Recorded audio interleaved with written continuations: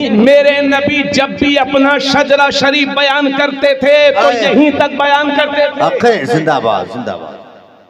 तो जो लोग पूरा पूरा शजरा शरीफ बयान कर रहे हैं, मैं उनसे चाहता हूं कि हदीस की रोशनी में दलील पेश करें। जी जी जी। और आप लोगों से गुजारिश है कि लोगों ऐसे लोगों से शजरे सुनने की ख्वाहिश ना रखें जी, जो आपको खुश करने के लिए हुजूर का शजरा हजरत आदम तक सुना सके।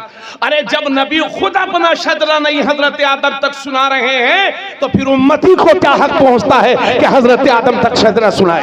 क्या बात है, हक है, जिंदाबाद जिंदाबाद। अदनान तक शजरा ये बुखारी शरीफ बिफज़लिल्लाहि व बिरहमतिही।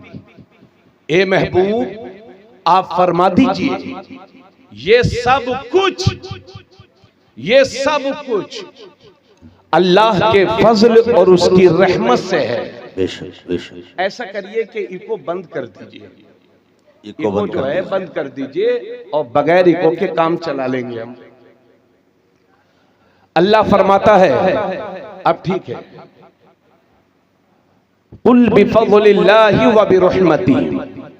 अल्लाह फरमाता है महबूब आप कह दीजिए कि ये सब कुछ अल्लाह के फजल और उसकी रहमत के बाइस है। फबिज़ालिका फलयफ़रहू, तो मुसलमानों को चाहिए कि इस पर खुशियां मनाया करें। हुवा खैरुम मिम्मा यजमऊन, ये उस सारे मालो दौलत से बेहतर है जिसे वो जमा करके रखते हैं। कुरान की एक आयत करीमा की मैंने तिलावत की, उसका तर्जमा आप हजरात के सामने पेश कर दिया। अब दूसरी आयत सुनिए। या अहलल किताब, ए किताबियों, ए किताब वालों, क़द जाअकुम रसूलुना, तुम्हारे पास हमारे ये रसूल तशरीफ लाए हैं। युबय्यिनु लकुम कसीरम मिम्मा कुंतुम तुख्फून मिनल किताब। तवज्जो, जो असल में यहूदी और ईसाई क्या करते थे कि जब अपनी किताब पढ़ते थे और जहां जहां उसमें हुजूर की तारीफ होती थी तो वहां हाथ रख के छुपा दिया करते थे। अल्लाह ने फरमाया आ गए हमारे अजमत वाले रसूल जो वाज़ेह तौर पर उसको बयान करेंगे जो तुम किताब में से छुपाया करते थे। वयअफू अन कसीर, और बहुत सारी बातों को नजरअंदाज भी कर देंगे, पूरी पोल नहीं खोलेंगे, कुछ बातों को नजरअंदाज भी कर देंगे। क़द जाअकुम मिनल्लाहि नूरुम व किताबुम मुबीन, तहकीक कि तुम्हारे पास आ गया अल्लाह की तरफ से एक नूर और रोशन किताब। कहें सुभान अल्लाह, है ना? बोलिए सुभान अल्लाह। आसिफ लतीफे मत सुना करो, थोड़ा बोला भी करो, कुरान की आयतों का तर्जुमा समझ के ही बोला करो। तीसरी आयत सुनिए। क़ाल ईसा इब्न मरियम अल्लाहुम्मा रब्बना अंज़िल अलैना माइदतम मिनस समा। ईसा इब्ने मरियम ने अर्ज किया, ए अल्लाह, ए हमारे रब, अंज़िल अलैना माइदतम मिनस समा, तू आसमान से निअमतों भरा दस्तरखान हम पर उतार दे। तकूनु लना ईदल लिअव्वलिना व आखिरिना, ताकि जिस दिन वो दस्तरखान उतरे वो दस्तरखान उतरने का दिन हमारे अगलों के लिए और हमारे पिछलों के लिए ईद का दिन बन जाए। जोर से बोले, ताकि जिस दिन वो दस्तरखान उतरे वो दिन ईद का दिन बन जाए, हमारे पिछलों के लिए भी हमारे अगलों के लिए भी। वो आयतम मिनका, और ए मौला तेरी तरफ से वो निशानी भी हो जाए। वरज़ुक़ना, और ए अल्लाह हमें रिस्क दे दे। व अंत खैरुर राज़िक़ीन, तू चूंकि तू ही बेहतरीन रिस्क देने वाला है। ये तीन आयतें करीमा मैंने तर्जुमे के साथ आप हजरात के सामने पेश कर दी। आखिरी आयत जो मैंने पढ़ी है इस पर गौर फरमाएं। हजरत ईसा इब्ने मरियम ने दुआ किया था, अल्लाह हम पर दस्तरखान उतार दे। इधर देखें, नेमतों भरा दस्तरखान उतार दे। मुफस्सिरीन फरमाते हैं वो नेमतों वाला दस्तरखान इतवार के दिन उतरा। किस दिन? इतवार के दिन उतरा। उस दिन से लेके आज तक पूरी दुनिया के क्रिश्चियन और ईसाई इतवार के दिन को ईद के तौर पर मनाते हैं। आइए भाई, कहीं जा रहे हैं क्या? अच्छा ठीक है, जाओ इधर देखिए, अभी आवत है, हाँ, घबराओ मत, आवत है माशाअल्लाह। तो ईसाई आज तक इतवार के दिन हफ्ते की ईद मनाते हैं। कुरान कहता है, उन्होंने कहा था, वो हजरत ईसा इब्ने मरियम ने कहा था, मौला करीम जिस दिन वो दस्तरखान उतरेगा उस दिन को हम अपने लिए ईद बना लेंगे। सुभान अल्लाह। उतरा दस्तरखान इतवार के दिन और वो आज तक दुनिया भर के ईसाइयों के लिए ईद का दिन बन गया। मुझे कहने दिया जाए कि ईसाइयों पर हजरत ईसा की दुआ से दस्तरखान उतरा, तो जिस दिन दस्तरखान उतरा वो ईद बन गया। तो जिस नबी के सदक़े में ये सारी कायनात मिली, उस नबी के पैदाइश के दिन को ईद मनाने में तकलीफ क्यों है? इतवार के दिन ईद में मनाई जा सकती है, तो 12 रबीउल अव्वल शरीफ को भी ईद मिलादुन नबी मनाया जा सकता है। जिंदाबाद जिंदाबाद, वाह वाह वाह। हजरात, ये 3 आयते करीमा मैंने आप हजरात के सामने तिलावत की हैं, बड़ी गौर से सुनिएगा। इसके अलावा मुझे और भी आयतें याद हैं, लेकिन मैं वक्त की किल्लत के पेश नजर नहीं पढ़ूंगा। हजरात, 3 आयतें मैंने पढ़ दी, आपने तीनों में समात कर लिया। अल्लाह ने यही फरमाया कि वो आए, हमने भेजा। अल्लाह ने कहीं ये नहीं फरमाया कि हमने पैदा फरमाया। आपने ऐलान सुना होगा, सुबह के मौलाना तबरेज आलम कादरी आ रहे हैं, तो आ इसलिए गया हूं कि पहले से था। ऐसा नहीं है कि आज सुबह पैदा हुआ और शाम को भटपुरवा में आ गया। तो आता वही है जो पहले से कहीं मौजूद होता है। जरा जोर से बोलो, भेजा वही जाता है जो पहले से कहीं मौजूद होता है। तो मेरे नबी दुनिया में तशरीफ लाए हैं, वो आए हैं, पता चला वो दुनिया में तशरीफ लाने से पहले भी कहीं मौजूद थे। फरिश्ता था न आदम थे, न जाहिर था खुदा पहले, बने सारी खुदाई से मोहम्मद मुस्तफा पहले। तो वो पहले से थे। खुद हुजूर फरमाते हैं, अव्वलु मा खलक़ल्लाहु नूरी, अल्लाह ने सबसे पहले मेरे नूर को पैदा फरमाया। जोर से बोले, सबसे पहले। तो कितना पहले? अरे भाई, जब कोई तीसरा था ही नहीं तो कौन बता पाएगा कितना पहले? ये तो बनाने वाला जाने या बनने वाले रहमतुल्लिल आलमीन जाने। अल्लाह ने बनाया, हुजूर बने, तो बनाने वाला जाने, बनने वाला जाने। तो जब कोई तीसरा था ही नहीं तो आधे पजामे के इस तीसरे को ओवर एक्टिंग का हक भी नहीं बनता।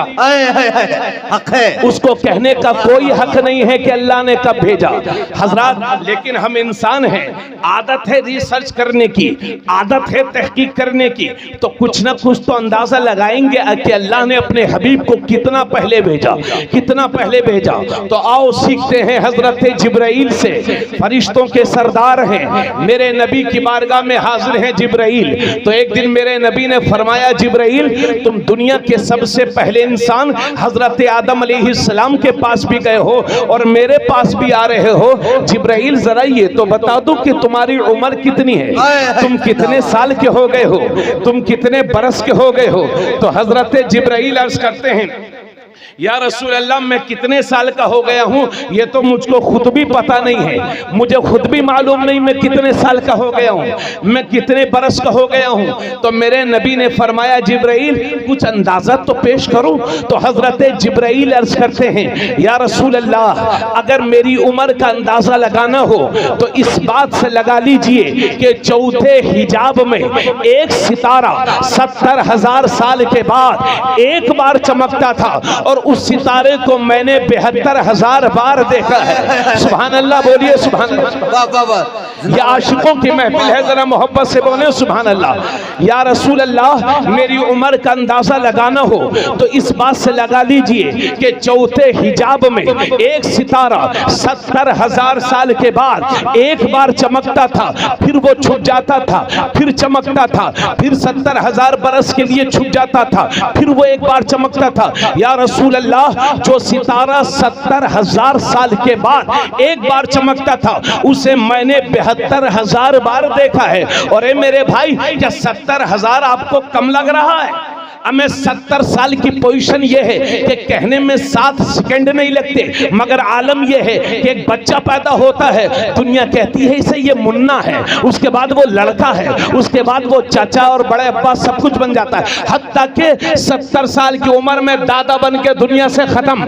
तो 70 साल की पोजीशन ये है कि एक नस्ल खत्म हो जाती है, एक नस्ल की समाप्ति हो जाती है। हजरत जिब्राइल अर्ज करते हैं, या रसूल अल्लाह, वो सितारा 70,000 साल के बाद एक बार चमकता था और उस सितारे को मैंने 72,000 बार देखा है, 72,000 बार देखा है। तो मेरे नबी मुस्कुरा के फरमाते हैं, जिब्राइल जरा ये तो बता दो कि देखते ही रहे या पहचान भी गए हो, देखते ही रहे या पहचान भी गए हो। तो फरिश्तों के सरदार हजरत जिब्राइल अर्ज करते हैं, या रसूल अल्लाह, देखा तो 72,000 बार है मगर पहचान न सका। तो मेरे नबी फरमाते हैं, वह इज्जती रब्बी अना ज़ालिकल कौकब, जिब्राइल मुझे मेरे रब की कसम वो सितारा मैं ही तो हूँ। नारे रिसालत। और बुलंद आवाज से पीछे वाले क्यों खामोश हैं? बुलंद आवाज से हर शख्स अपने हिस्से का नारा लगाए। नारे नारे रिसालत, या रसूलुल्लाह, सरकार की आमद, मुख्तार की आमद, मरहबा, दिलदार की आमद, मरहबा, पुरनूर की आमद, नारे जिंदाबाद जिंदाबाद जिंदाबाद। सुभान अल्लाह। इतना पहले मैंने कहा, तवज्जो है ना आप लोगों की? अरे भाई सब लोग सुन रहे हैं? हमारी बतिया समझ में आवत है कि ना ही आवत है? आवाज तो ठीक है, तवज्जो, सुभान अल्लाह बोलिए, सुभान अल्लाह। मैंने कहा, ए कुरान तू बता मेरे नबी की शान। तो कुरान कहता है, हुवल अव्वल वल आखिर वज़्ज़ाहिर वल बातिन व हुवा बिकुल्लि शैइन अलीम। वो अव्वल है, वो आखिर है, वो जाहिर है, वो बातिन है और वो हर चीज का जानने वाला। अल्लाह ने फरमाया हुआ, वो अव्वल है, वो आखिर है, नाम नहीं लिया, वो अव्वल है, वो आखिर है, वो जाहिर है, वो बातिन है और वो हर चीज को जानने वाला। इस हुआ से मुराद कौन है? हुआ का दर्जा कौन है? कुरान किसको अव्वल कह रहा है? कुरान किसको आखिर कह रहा है? कुरान किसको जाहिर कह रहा है? कुरान किसको बातिन कह रहा है? तो इसको समझने के लिए हम बरेली शरीफ नहीं चलेंगे, इसलिए कि जब जब हम बरेली की बात करते हैं तो लोग कहते हैं बस ले दे के इन्हें आला हजरत ही याद हैं। चलिए बरेली शरीफ से आगे चलते हैं। नाम है शेख अब्दुल हक मुहद्दिस देहलवी और ये वो हस्ती है कि जिसने हिंदुस्तान में इल्मे हदीस को फैलाया है। शेख अब्दुल हक मुहद्दिस देहलवी की हस्ती वो हस्ती है कि मौलवी अशरफ अली थानवी ने भी लिखा है कि शेख साहब की हस्ती वो हस्ती है कि जिन्हें रोजाना जागते हुए दिल्ली में मदीने वाले आका की ज़ियारत हुआ करती थी। सुभान अल्लाह, सुभान अल्लाह। वो हैं शेख अब्दुल हक मुहद्दिस देहलवी। मैंने उनकी तुरबत पर हाजिरी दी, उनके मज़ार शरीफ पर हाजिरी दी, आलम तसव्वुर में हाजिरी दी और मैंने अर्ज किया, हुजूर हुवल अव्वल वल आखिर वज़्ज़ाहिर वल बातिन व हुवा बिकुल्लि शैइन अलीम। वो अव्वल है, वो आखिर है, वो ज़ाहिर है, वो बातिन है और वो हर चीज़ को जानने वाला। मैंने कहा हुजूर इस अव्वल से मुराद कौन है? तो उनकी तुरबत से आज भी आवाज़ आएगी, अरे नादान मेरी किताब पढ़ के देख। जब मैंने मदारिजुन नबूबा पढ़ के देखा, शेख साहब की किताब है मदारिजुन नबूबा, उसमें साफ साफ लिखा हुआ है कि ये आयत हमदे खुदा भी है और ये आयत नाते मुस्तफ़ा भी है। इस आयत में खुदा की तारीफ भी है और इस आयत में मुस्तफ़ा की तारीफ भी है। जब खुदा की तारीफ मकसूद होगी तो तर्जमा यूं होगा कि खुदा अव्वल है, खुदा आखिर है, खुदा जाहिर है, खुदा बातिन है और खुदा हर चीज को जानने वाला। और जब इसी आयत से मुस्तफ़ा की तारीफ मकसूद होगी तो तर्जमा यूं होगा कि मुस्तफ़ा अव्वल है, मुस्तफ़ा आखिर है, मुस्तफ़ा जाहिर है, मुस्तफ़ा बातिन है और मुस्तफ़ा हर चीज को जानने वाले। आप कहेंगे मौलाना ये कैसे हो सकता है कि खुदा भी अव्वल, मुस्तफ़ा भी अव्वल, खुदा भी आखिर, मुस्तफ़ा भी आखिर, ये दोनों अव्वल कैसे हो सकते हैं? तो मैं डंके की चोट पर जवाब दूंगा कि हाँ हाँ दोनों अव्वल हैं। खुदा भी अव्वल है, मुस्तफ़ा भी अव्वल है, खुदा भी आखिर है, मुस्तफ़ा भी आखिर है, मगर दोनों का अंदाज अलग अलग है। वो इस तरह कि खुदा बनाने में अव्वल, मुस्तफ़ा बनने में अव्वल, खुदा पढ़ाने में अव्वल, मुस्तफ़ा पढ़ने में अव्वल, खुदा सिखाने में अव्वल, मुस्तफ़ा सीखने में अव्वल, खुदा लाने में अव्वल, मुस्तफ़ा आने में अव्वल, खुदा देने में अव्वल, मुस्तफ़ा लेने में अव्वल। बल्कि यूं कहो कि वो भी अव्वल, ये भी अव्वल, वो भी आखिर, ये भी आखिर, वो भी जाहिर, ये भी जाहिर, वो भी बातिन, ये भी बातिन, वो भी बेमिसाल, ये भी बेमिसाल। न उसका कोई जवाब है न इनका कोई जवाब। नारे तारक मसलके आला हजरत जश्न ईद मिलादुन नबी, सरकार की आमद, मुख्तार की आमद, अव्वल की आमद, आखिर की आमद, जाहिर की आमद, बातिन की आमद। नारे जिंदाबाद, बेशक सुभान अल्लाह, बहुत उम्दा माशाअल्लाह। कहें सुभान अल्लाह। हजरत ऐसा नूर वाला हमारा नबी। एक बात और आपको बताऊं, ये मुस्लिम शरीफ की हदीस है। हुजूर सल्लल्लाहु अलैहि वसल्लम फरमाते हैं अल्लाह ने सारी दुनिया में से कबीला किनाना को चुना और कबीला किनाना में से कुरैश को चुना और कुरैश में से बनी हाशिम को चुना और बनी हाशिम से मुझको चुना है। क़ारी जुल्फ़िकार साहब कहाँ जा रहे हैं आप? आपकी इस वक्त मुझे सख्त जरूरत पड़ रही है, बस आप 10 मिनट के लिए बैठे, 11वें मिनट में आप चले जाइएगा।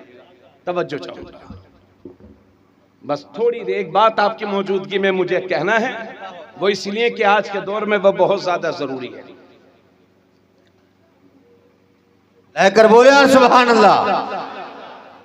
एक बात यह भी है कि मेरे नबी की नस्ल में, मेरे नबी के नसब शरीफ में, मेरे नबी से लेकर के हजरत आदम अलैहिस्सलाम तक कोई भी शख्स बुत परस्त नहीं था। मेरे आबा उस्ताद कुछ हो सकते हैं, मुझे गारंटी से मैं नहीं कह सकता, लेकिन नबी के नसब की मैं कसम खा सकता हूं।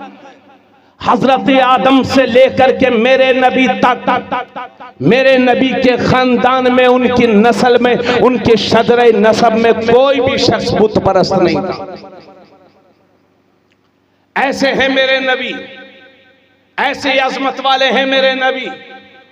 और हजरत आजकल हम सोशल मीडिया पर ये देख रहे हैं कि हमारे हिंदुस्तान में नहीं बल्कि पड़ोसी मुल्कों में भी लोग हुजूर का नसब शरीफ बड़े जोरदार तरीके से सुनाते हैं और लोग फरमाइश करते हैं हजरत वो शजरा सुना दीजिए।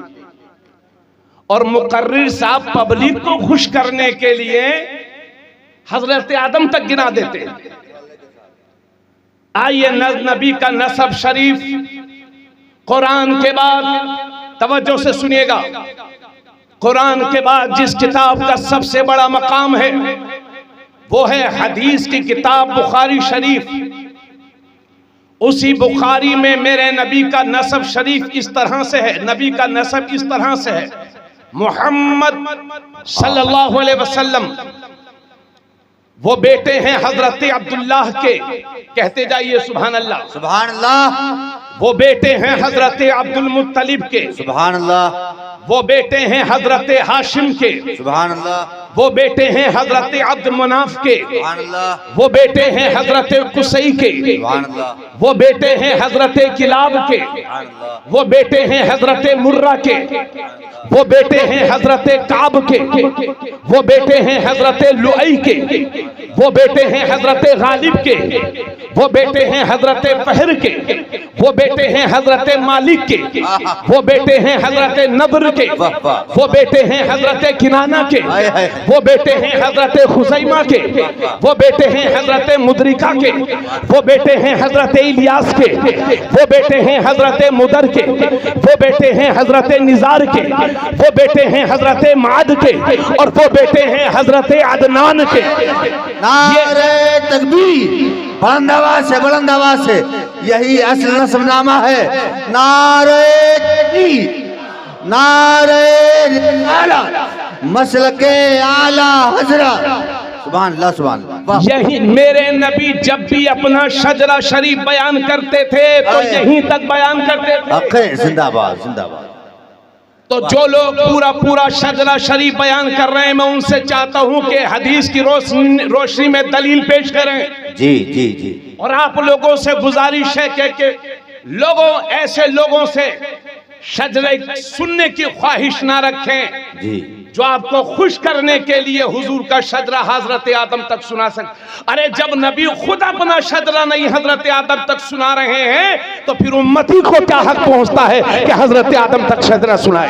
क्या बात है, हक है, जिंदाबाद, जिंदाबाद। अदनान तक शजरा ये बुखारी शरीफ से साबित है और इसमें कोई शक नहीं। अहले अंसाब का इस बात पर इत्तिफाक है कि अदनान ये हजरत इस्माइल अलैहिस्सलाम की औलाद से हैं। बेशक बेशक। और हजरत अदनान से हजरत इस्माइल अलैहिस्सलाम तक कितने हजरात हैं, इसमें भी बहुत इख्तिलाफ है। बेशक बेशक। और हजरत इस्माइल अलैहिस्सलाम से हजरत आदम तक कितने हैं, इसमें भी इख्तिलाफ है। तो ऐसी चीज से बचना चाहिए कि जिसमें इख्तिलाफ हो। अरे भाई, मेरे बाप दादा के नसब और शजरे की बात हो तो कुछ भी सुना दो, मगर बात नबी के नसब की है, बात नबी के शजरे की है।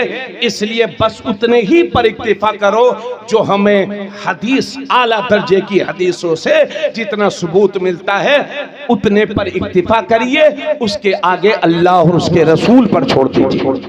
माशाअल्लाह, जिंदाबाद। ये मेरे नबी का नसब शरीफ बहुत उम्दा पैगाम। बेशक बेशक। उनके वालिद की तरफ से और माँ की तरफ से, कहें सुभान अल्लाह। हाय हाय हाय, सुभान अल्लाह, सुभान अल्लाह। माँ की तरफ से मेरे नबी की माँ है हजरत आमीना, हाय हाय। वो बेटी है हजरत वहब की, वाह। और वो हजरत वहब बेटे हैं हजरत अब्द मनाफ के, वाह। और वो बेटे हैं ज़ुहरा के, और वो बेटे हैं किलाब के। वाह। किलाब पर आकर के सुन लीजिए, मेरे नबी अपने वालिद की तरफ से और अपनी माँ की तरफ से, दोनों तरफ से किलाब पर आकर के खानदान मिल जाता है। सुभान अल्लाह, सुभान अल्लाह। कहें सुभान अल्लाह, सुभान अल्लाह। यह है मेरे नबी के नसब शरीफ की शान।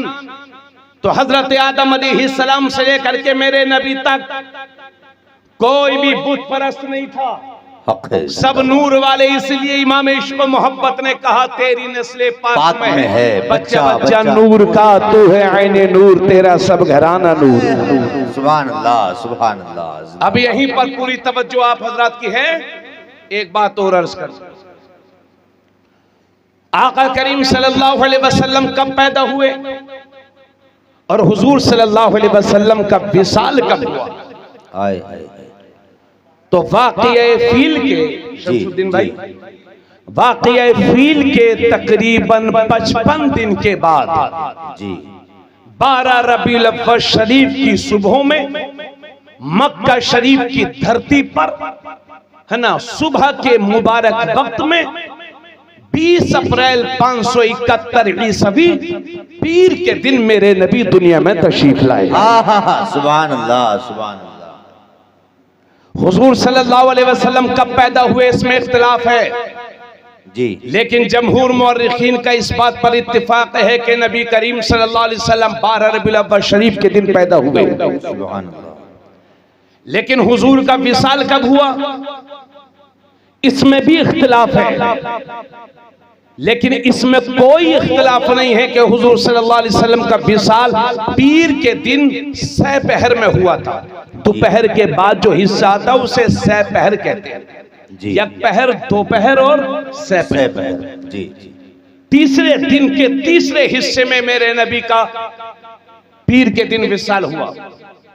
कौन सी तारीख को हुआ इसमें इख्तिलाफ है, मगर आला हजरत अज़ीमुल बरकत ने भी इस बात को लिखा है जी कि 12 रबीउल अव्वल शरीफ हुजूर के विसाल की तारीख है। और अनवार शरीयत जो मकतब में भी चलती है जो किताब, उसमें भी फकीह मिल्लत ने लिखा है कि हुजूर सल्लल्लाहु अलैहि वसल्लम 12 रबीउल अव्वल शरीफ को हुजूर का विसाल हुआ। अब मैं जो कहने चाह रहा हूं वो सुन लीजिए। बहुत सारे लोग कहते हैं कि हुजूर सल्लल्लाहु अलैहि वसल्लम 12 रबीउल अव्वल शरीफ ही को पैदा हुए और 12 रबीउल अव्वल शरीफ ही को हुजूर की वफात हुई, हुजूर का विसाल हुआ। तो हुजूर की मिलाद की खुशियां ना मनाओ बल्कि गम मनाया करो। और वहाबी लाबी ने इस सिलसिले में इतनी मेहनत की है, इतनी मेहनत की है कि हमारे सुन्नियों को भी रटा दिया 12 वफात। जी जी जी जी जी। ए मेरे भाई भोले भाई, ये 12 वफात नहीं है। आप तो सुन्नी हो ना, 11वीं शरीफ कहते ही कहते हो, 12वीं शरीफ कह दिया करो। जिंदाबाद जिंदाबाद। 12 वफात नहीं कहना, इसमें वहाबियों की बहुत बड़ी चाल है। तो क्या अगर हुजूर सल्लल्लाहु अलैहि वसल्लम 12 रबीउल अव्वल शरीफ ही को हुजूर पैदा हुए और 12 ही को हुजूर का विसाल भी हुआ, तो क्या जश्न ईद मिलादुन नबी नहीं मनाना चाहिए? अब आइए मैं दलील पेश कर रहा हूं और आप उसको तवज्जो के साथ सुन लीजिए। इजाजत है? बोलो बयान करूं? तवज्जो से सुने आप लोग। काबिल मुबारकबाद हैं बस्ती के तमाम सुन्नी मुसलमान नौजवान, रजा कमेटी के तमाम मेंबरान, जिन्होंने बेपनाह मेहनत करके माशाल्लाह बड़ा खूबसूरत इंतजाम किया है। पूरे दिन मौसम खराब तो नहीं कहूँगा, मौसम माशाल्लाह पूरे दिन बारिश होती रही, उसके बावजूद भी बेहतर इंतजाम किया। अल्लाह हुस्न इंतजाम की जज़ा अता फरमाए। हजरत हाफिज़ कारी पैकर खुलूस वफा नईमुल कादरी साहब के हुक्म की तामील पर हजरत कारी मोहम्मद मुस्लिम खान साहब की दावत मोहब्बत पर आज पहली बार आपकी सरजमीन पर आने का मौका नसीब हुआ।